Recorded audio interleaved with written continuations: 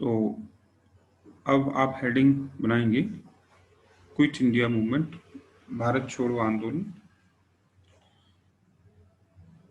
इसको भी कुछ हेडिंग्स में डिवाइड कर लेते हैं। सबसे पहले समय 42 से 45 तक ऑलमोस्ट कारण लिखेंगे या वो कंडीशंस जिसकी वजह से ऐसा हुआ। फिर गांधी की प्रिपरेशन, तैयारी, प्रोग्रेस, प्रगति, आंदोलन में क्या क्या चला या हुआ वो भी ध्यान रखेंगे। और फाइनली कंक्लूजन करेंगे इसका। तो कारण आपको लिखने हैं, आपके सामने भी हैं। सबसे पहला कारण था क्रिप्स मिशन के माध्यम से सरकार ने भारतीयों को धोखा दिया। भारतीयों को लग रहा था कि हमें अब तो कम से कम कोई ठोस आश्वासन या ठोस चीज मिलेगी, अंग्रेज ईमानदारी दिखाएंगे और हमें कुछ ऐसा देंगे जिससे हम मोटिवेट हों, लेकिन ऐसा नहीं हुआ। नंबर 1 तो फेलियर ऑफ क्रिप्स मिशन। दूसरा, जापान का भारत के गेट पर मणिपुर तक पहुंच जाना। तो अभी हो ही गया था कि भारत कुछ दिनों में जापान हमारे ऊपर कब्जा कर लेगा। ठीक। तीसरा, विश्व युद्ध के कारण जो महंगाई बढ़ी थी, उस महंगाई का जिम्मेदार भारत के लोगों ने इंग्लैंड को माना, ये कहते हुए कि हमने तो युद्ध लड़ने की बात नहीं कही थी, इंग्लैंड ने जानबूझकर हमें जबरदस्ती डाला है इस युद्ध में। तो जो भी परेशानियां भारत के लोग झेल रहे हैं, उस समय सामना कर रहे हैं, उन सब के लिए इंग्लैंड जिम्मेदार है। ठीक है। ये 3 बड़े कारण हैं जिसकी वजह से गांधी को एक मूवमेंट शुरू करने की अब मजबूरी है। और इनमें सबसे बड़ा है जापान का डर। तो गांधी ने अपने एक पत्र हरिजन में लिखा भी, जो मैंने अभी सेंटेंस आपको बोला, कि अंग्रेजों भारत को जापान के लिए मत छोड़ो, बल्कि भारत को भारतीयों के लिए व्यवस्थित रूप से छोड़ के जाओ। ठीक है। लीव इंडिया टू गॉड और एनार्की, भारत को ईश्वर के लिए छोड़ दो या जैसा भी हो छोड़ दो, हम ये रिस्क लेने के लिए तैयार हैं। तो ये गांधी का स्टेटमेंट आपके सामने है। ठीक है। इस पृष्ठभूमि में आंदोलन शुरू हुआ।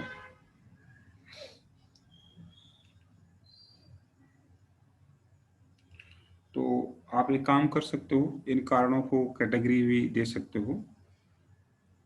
महंगाई को आर्थिक कारण मान लो, क्रिप्स का फेलियर, अगस्त प्रपोजल का फेलियर, वो पॉलिटिकल रीजन होंगे। और जैसे मैंने अभी कहा, इमीडिएट रीजन या जो स्ट्रेटेजिक रक्षा संबंधी जो रीजन है वो जापान का प्रभाव है ना। और आपको ध्यान रखना होगा, इस समय तक भारत के कलकत्ता और तमिलनाडु में भी जापानियों ने कुछ बॉम्ब अटैक किए हैं अपने जहाजों से, है ना। तो 2 इलाके बहुत महत्वपूर्ण थे, कलकत्ता और तमिलनाडु। इन सब स्थितियों में कांग्रेस का वर्धा प्रपोजल आपको तैयार करना है। तो लिखेंगे कि इन कारणों के बीच कांग्रेस ने जुलाई 42 में वर्धा प्रस्ताव पारित किए। जुलाई 42 में वर्धा प्रस्ताव पारित किए, जिसमें गांधी ने एक राष्ट्रीय आंदोलन चलाने की अनुमति मांगी, लेकिन कुछ नेताओं ने इसका विरोध कर दिया। ठीक है। कुछ नेताओं ने इसका विरोध कर दिया। तब गांधी ने चेतावनी देते हुए कहा, और आप लोग लिखेंगे इसे जरूर, कि मैं देश की रेत या बालू से ही कांग्रेस से भी बड़ा आंदोलन खड़ा कर दूंगा।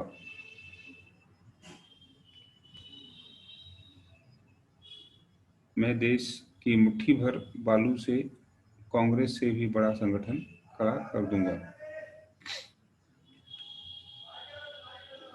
ठीक है, याद रखना। इसके बाद नेहरू ने भी कहा कि हम आग से खेलने जा रहे हैं, we are playing with fire, और ऐसी दुधारी तलवार यूज कर रहे हैं जिसकी चोट हमारे ऊपर भी पड़ सकती है ना।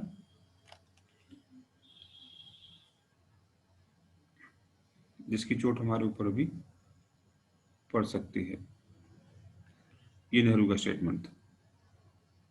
तो मैंने जैसा आपको बोला, वर्धा प्रपोजल पूछे जाते हैं किससे जुड़े हुए हैं, तो वर्धा प्रपोजल कांग्रेस द्वारा गांधी को एक नेशनल मूवमेंट चलाने की परमिशन से जुड़ा हुआ है, जुलाई 1942 में।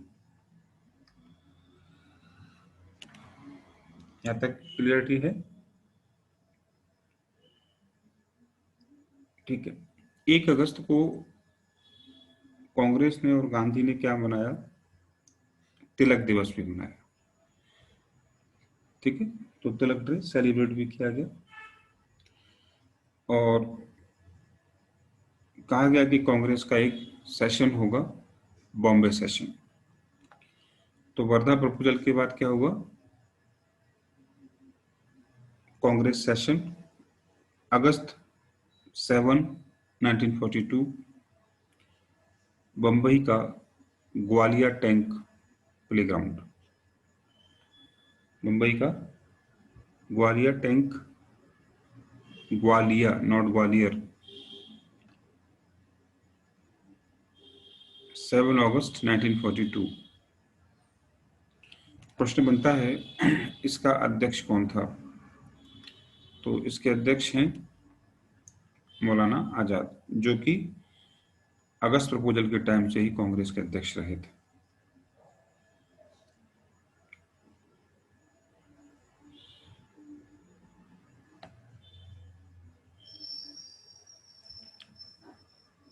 ठीक है, यहां गांधी ने एक स्पीच दी और क्या कहा?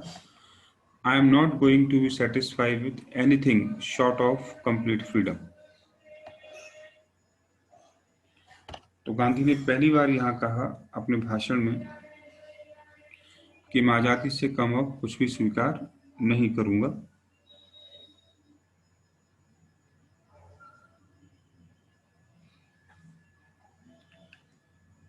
और इसके लिए तब तक काम करूंगा जब तक कि मैं या तो आज़ादी ले नहीं लेता, या जब तक कि मैं मर नहीं जाता। तो डू और डाई, करो या मरो।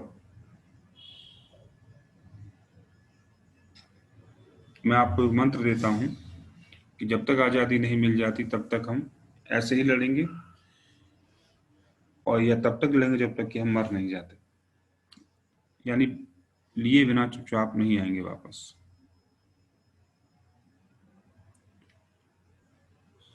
ठीक है, लेकिन ध्यान रखना, गांधी ने बोला विथ नॉन वायलेंस।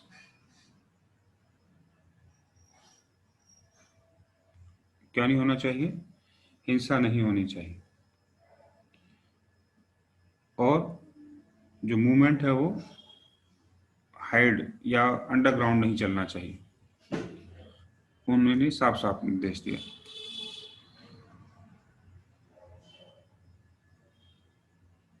ठीक है, उन्होंने ये भी कहा कि हम अपनी गुलामी को स्थायी बनते हुए नहीं देख सकते। हम अपनी गुलामी को स्थायी बनते हुए नहीं देख सकते। We shall not live to see the perpetuation of our slavery. ठीक है, ओके। इस स्पीच को देने के बाद उन्होंने कहा कि पूरे देश में लोग क्या करें और क्या ना करें, ये भी उन्होंने बताया, तो वो भी आप लिख लें, व्हाट टू डू और व्हाट नॉट टू डू। पहला, सभी कांग्रेस कर्मचारी स्वयं को कांग्रेस के प्रति कमिटेड घोषित करें, लेकिन नौकरी ना छोड़ें। All government employees declared as a follower of Congress, but don't leave a government job. दूसरा, भारत के सभी देशी रियासतें अंग्रेजों को छोड़कर भारत की जनता की सॉवरनिटी, प्रभुसत्ता को स्वीकार करें।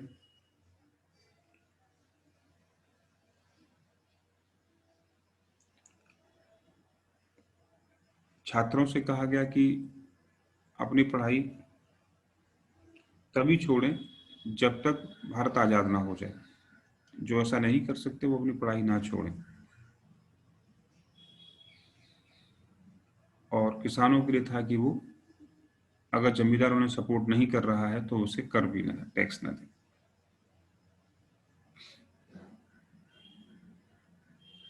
ये गांधी की अपील है, और इस अपील को उन्होंने कब किया, जैसा आपने देखा अभी, 8 अगस्त को। ठीक है, और काम शुरू कब होना था, 9 अगस्त को। तो सरकार ने ऑपरेशन जीरो आवर चलाकर गांधी तथा सभी बड़े नेताओं को गिरफ्तार कर लिया। गांधी और सभी बड़े नेताओं को गिरफ्तार किया। कौन कहाँ रखा गया, इससे एक संबंधित प्री का क्वेश्चन आपसे पूछा जाएगा, तो आप लिख लें कौन कहाँ कहाँ अरेस्ट किया गया। गांधी को पूना के आगा खां पैलेस में रखा गया। गांधी को पूना के आगा खां पैलेस में रखा गया, जबकि अदर कांग्रेस वर्कर्स को अहमदनगर फोर्ट, अहमदनगर दुर्ग में रखा गया।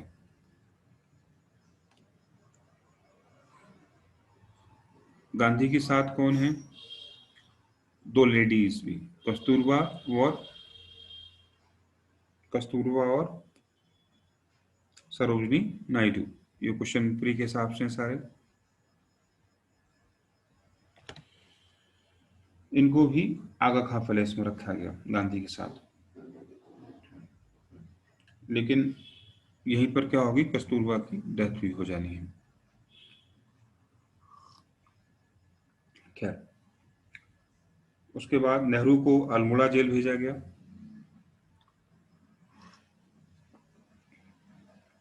राजेंद्र प्रसाद को पटना की बांकीपुर जेल में रखा गया। बांकीपुर।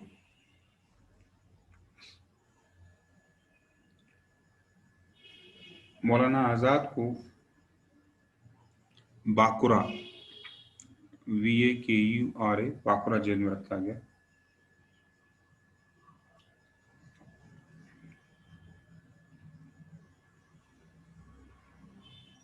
ठीक है, और कांग्रेस को इलीगल ऑर्गेनाइजेशन डिक्लेयर कर दिया सरकार ने, इलीगल इंस्टीट्यूशन। ठीक है, अब जनता क्या करे, तो जैसा कि आप देख रहे होंगे, जब गांधी ने करो या मरो कहा तो लोगों ने इसे अपने अपने ढंग से समझा। ठीक है, Gandhi speech also content specific instructions for different action of people. छात्रों को उन्होंने अलग बोला, लोगों को अलग बोला। कुछ लोगों को लगा कि गांधी किसकी बात कर रहे हैं, हिंसा की भी बात कर रहे हैं, जबकि ऐसा कहीं से कहीं तक बिल्कुल नहीं था। यहाँ तक बात समझ में आनी चाहिए आपको। तो एक तो स्लोगन, और दूसरा सारे बड़े लीडर गिरफ्तार हो गए। ऐसी स्थिति में एक अनएक्सपेक्टेड घटना घटी, और वो थी कई नेता अंडरग्राउंड होकर काम करने लगे। नंबर एक, कई नेता अंडरग्राउंड होकर काम करने लगे। जैसे अच्युत पटवर्धन, आप देखेंगे लिखे हैं सारे सबके नाम, राम मनोहर लोहिया, जयप्रकाश नारायण, कृपलानी, बीजू पटनायक। ये सब इस दौर के सबसे बड़े लीडर्स थे जो अंडरग्राउंड हैं। Movement went underground. ठीक है। और कुछ नाम है। जयप्रकाश नारायण, इनमें से एक नाम है। इन्होंने जेल से भागकर आंदोलन चलाया अंडरग्राउंड होकर। ठीक है, तो वो यूनिक चीज है। कहाँ से भागे वो? हजारीबाग जेल से भाग निकले थे। हजारीबाग आज झारखंड में पड़ता है। इस अंडरग्राउंड में रेडियो ने बड़ी भूमिका निभाई, और उस रेडियो को कौन चला रहा था? उषा मेहता। स्टार्टिंग किसने की? उषा मेहता नामक एक महिला ने।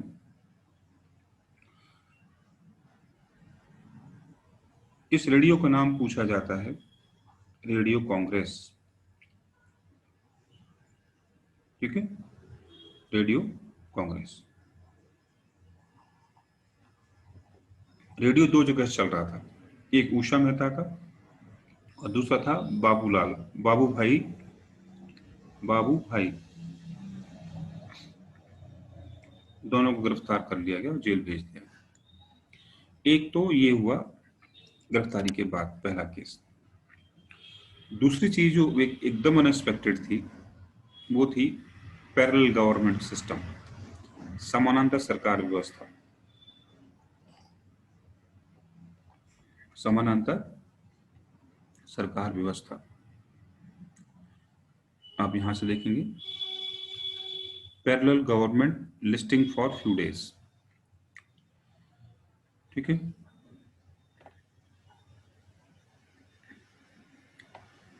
क्या है पैरेलल गवर्नमेंट सिस्टम? तो जब आंदोलन थोड़ा वायलेटिक, सारे लीडर जब जेल में चले गए, तो लोगों ने लीडरशिप अपने हाथ में ले ली, और उन्होंने समझा कि गांधी ने क्या कहा था कि जब तक मिल ना जाए तब तक लड़ना है। तो जहां जहां लोग सफल हुए, वहां वहां उन्होंने समझा कि हम आजाद हो गए, और आजाद भारत की सरकार आजाद लोगों के द्वारा चलाई जाएगी, भारतीयों के द्वारा। हम्म। तो कौन कौन है वो लोग, उनका नाम आपको लिखना है।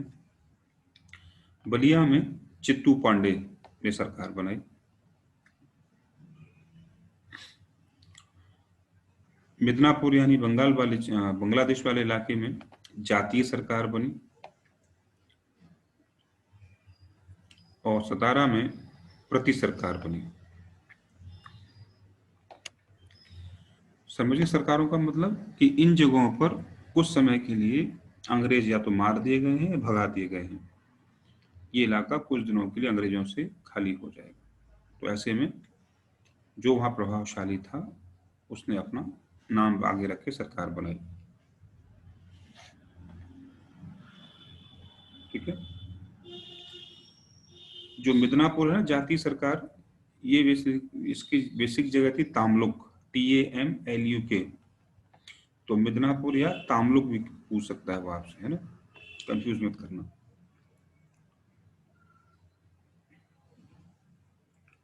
सतारा को लिखा आपने प्रति सरकार। यहाँ एक क्वेश्चन बनता है,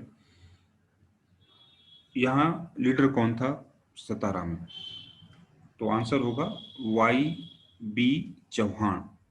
YB चौहान यहाँ पर हेड थे, इन्होंने लीड किया था।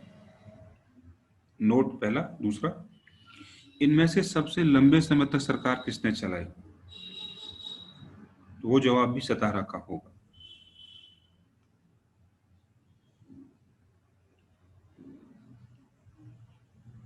ठीक है,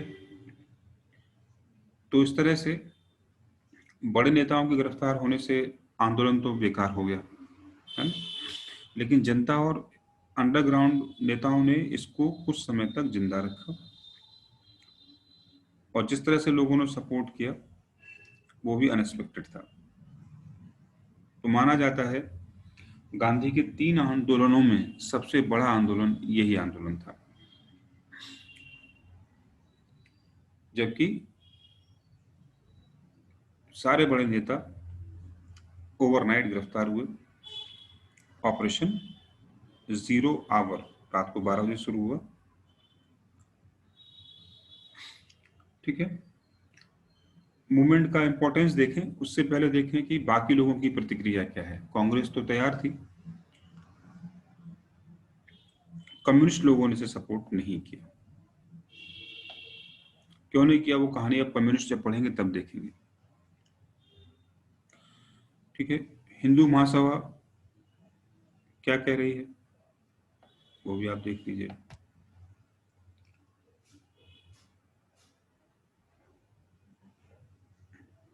ठीक है, मना कर दिया उन्होंने भी। अकाली दल ने मना कर दिया, मुस्लिम लीग ने मना कर दिया, ठीक है। और कौन मना करेगा वो भी देखें। डॉक्टर अंबेडकर, अंबेडकर ने इसे पागलपन कार्य बताया, पागलपन वाला कार्य बताया। तेज बहादुर सप्रू ने विरोध किया, उन्होंने इसे नॉन रेलेवेंट बताया, बोला ये सही समय नहीं है।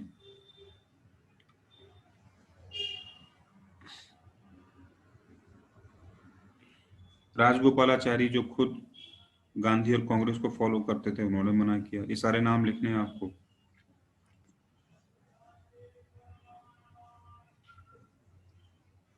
ठीक है।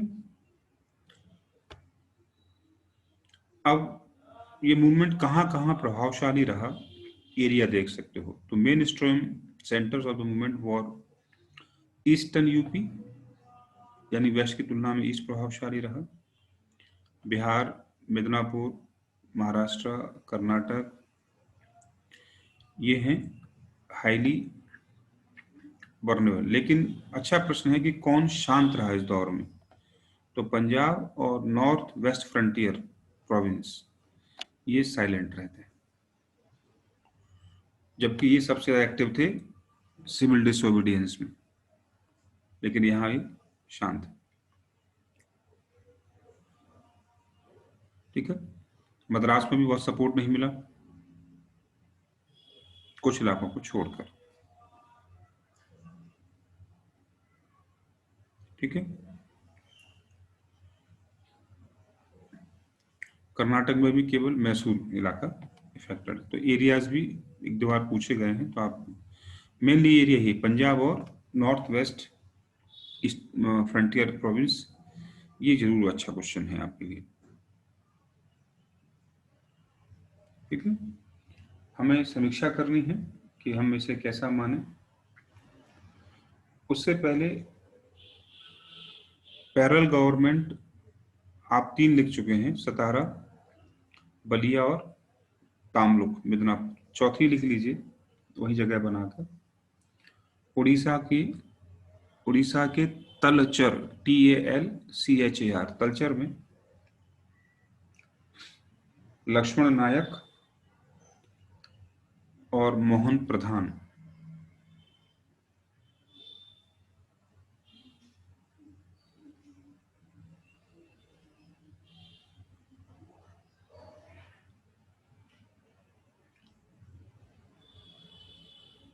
ठीक है।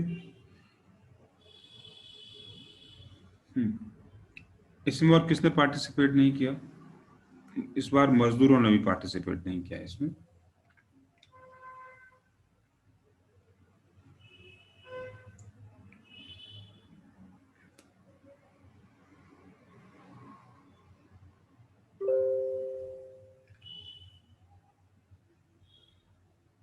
ठीक है। तो समीक्षा में सबसे पहले नेगेटिव पॉइंट्स, गिरफ्तारी की वजह से मूवमेंट वायलेटिव, हिंसात्मक हो गया।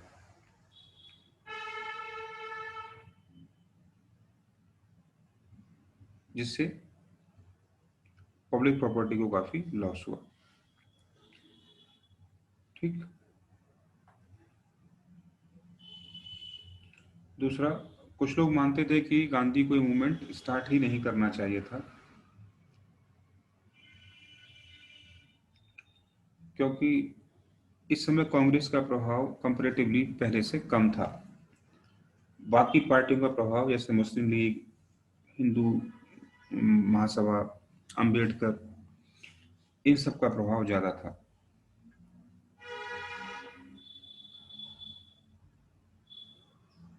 तीसरा, इस समय जिन्ना सेपरेट पाकिस्तान की मांग कर रहे थे, तो लोग मानते हैं कि इस समय कांग्रेस के लोगों को जिन्ना को लेट डाउन करना चाहिए था और जिन्ना को काम करने के लिए फ्री छोड़ दिया गया। यही कारण था कि पंजाब में क्विट इंडिया मूवमेंट चला ही नहीं, नॉर्थ वेस्ट फ्रंटियर स्टेट में मूवमेंट चला ही नहीं। यानी जिन्ना ने अपना प्रभाव इन एरियाज में बढ़ा लिया इस दौरान।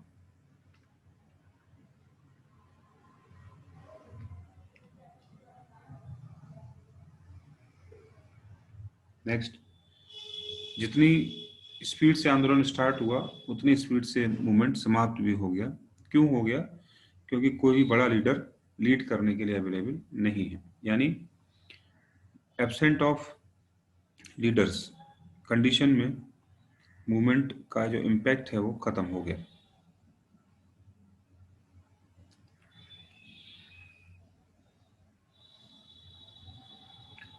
पॉजिटिव पॉइंट देख लीजिए।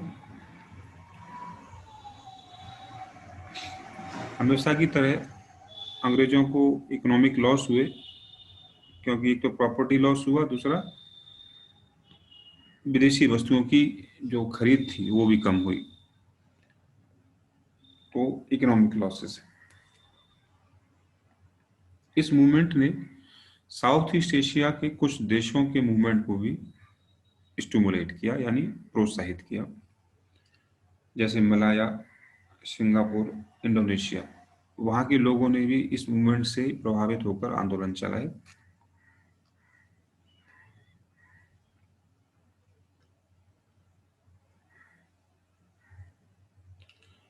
तीसरी और सबसे इम्पैक्टफुल चीज़ ये थी कि बिना नेताओं के जनता ने ये दिखा दिया, जनता ने जिस तरह से प्रतिक्रिया दी, उससे स्पष्ट होता है कि भारत की जनता अब इस अंग्रेजों के इस अत्याचार या इस शासन के लिए तैयार नहीं। कहने का मतलब, जनता पूरी तरह से जागरूक है कि उसे क्या चाहिए और किससे चाहिए। तो हमेशा लगता है कि नेता ही लीड करते हैं हमेशा और जनता तो केवल साथ देती है। यहाँ ये तय हुआ कि जनता ने लीड किया, नेता तो वहां थे ही नहीं। ठीक है। तो सही मायने में चाहे हिंसात्मक ही सही, लेकिन public representations from the grass root level यहाँ सामने आया। जहां भी इस आंदोलन का समर्थन हुआ वहां जनता ने लीड किया। तो ये पब्लिक अवेयरनेस और पब्लिक के एग्रेशन को भी दिखाता है। और फाइनली इस मूवमेंट ने अंग्रेजों को इनफॉर्मली मैसेज दे दिया कि अब वे भारत में बहुत दिन तक नहीं रह पाएंगे। इस मूवमेंट से पहली बार अंग्रेजों को लगा कि अब हमारे जाने का दिन, या जो काउंटिंग है, रिवर्स काउंटिंग है, वो शुरू हो चुकी है, उल्टी गिनती शुरू हो चुकी है।